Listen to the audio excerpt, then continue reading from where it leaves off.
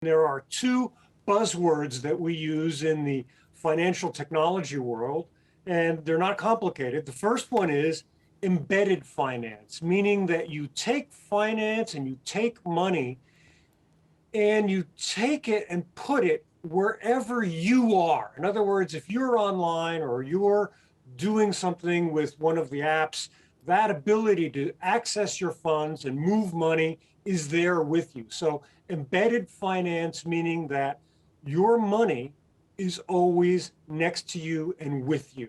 And the other one that's absolutely critical for China is inclusive finance. That means not leaving anyone out, meaning that people who live in the more remote regions of China are now, through digital banking and through digital technology, included and are able to participate in the financial system.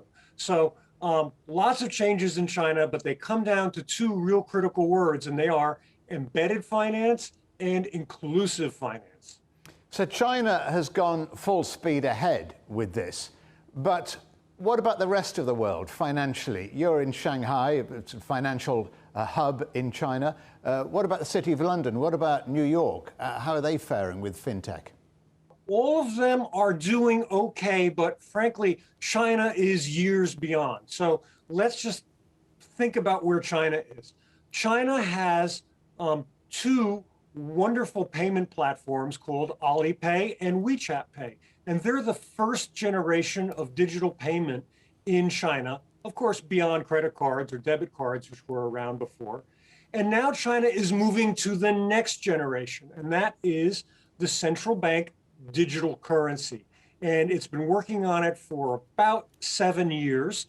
It's a big project, and it will be coming out sometime perhaps next year in 2022. So where is China? Where is everybody else? China's already far beyond most of the world with digital or mobile payment through using the payment platforms WeChat and Alipay.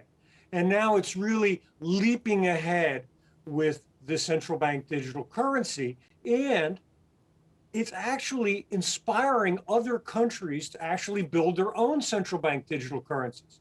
But it's the other countries, which, and I think it's great they're developing digital currencies, but they're going to be far behind China.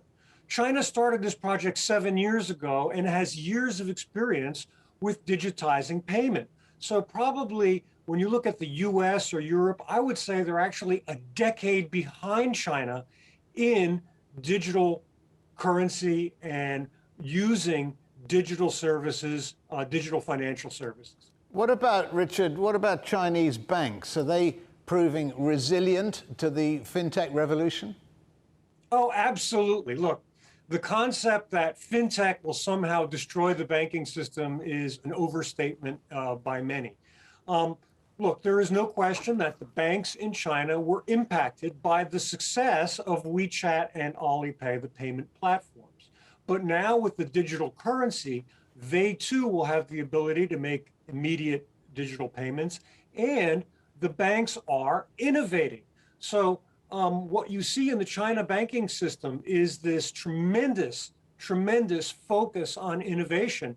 And it's far in excess of what you would see in their Western counterparts. Now, why is that? Very simple. Banks in China have already been partially disrupted or at least shaken from their slumber.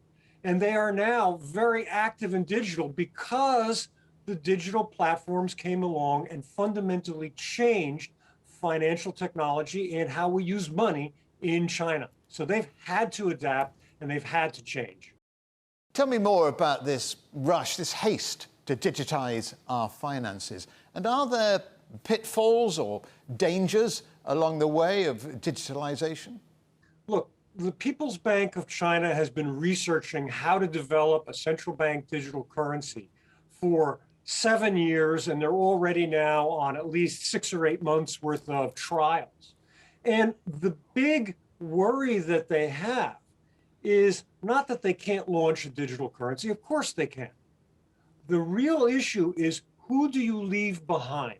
If you go digital, Do you leave behind the elderly?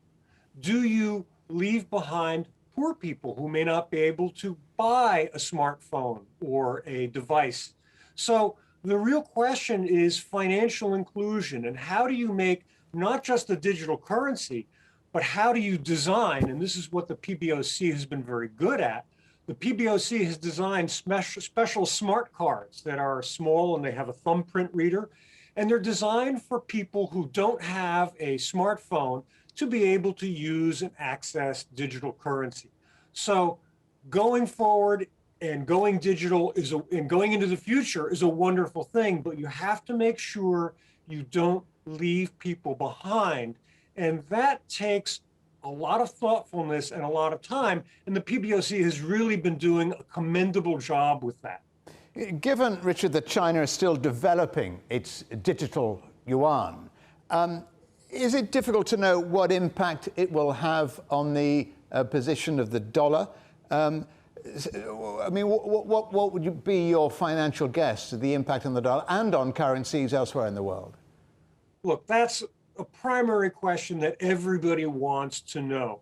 And the answer is the People's Bank of China, and no one in the government in China has ever said, oh, the digital currency is going to overtake the dollar and displace the dollar.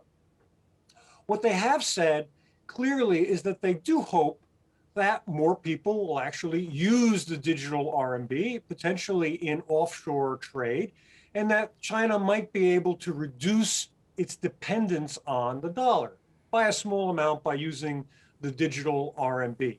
So what's not going to happen, and this is what I see in the newspapers, is that suddenly the digital RMB is going to launch for international use, and suddenly the dollar is supplanted by the digital RMB. That's not going to happen. It's going to be a very long, slow process where importer or trader after trader suddenly decides that when the digital RMB is available in their country, there is an advantage to them using it. There has to be an economic advantage for them to use it.